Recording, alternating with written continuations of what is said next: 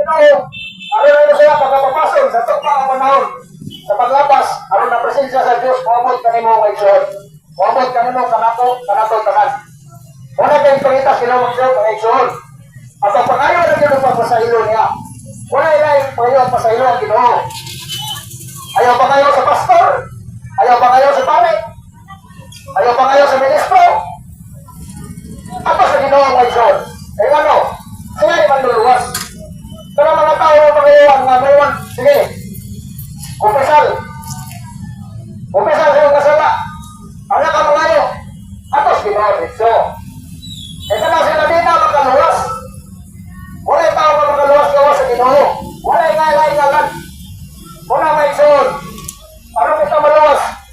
Ano kita sa pagtuho? Kaya magpayaman. Di lang sa pagtuho lang. Kaya patay ko na pagtuho ko na buhat.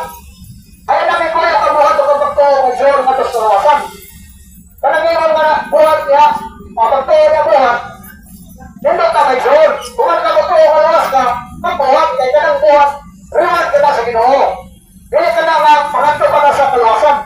Kung buhat, riwan ka sa Ginoo. Tanay kante. Lima ka corona ang igsoon. Hindi kinatangay dito sa kante. Kung ang imong binuhatan. Dili kay buhat niya sa pagtuho. Imong ikulit, pagtuho, buhat, muna kaluwasan. Dili na mao mga igsoon. Kaya ano, harapan siya may kapansana na ng mga igsoon kung sa buhat imong sandigan. Ano ka na, hindi ka buhat ng tao. Hindi, no to. Panangitan na kaya na, di makasimpa, di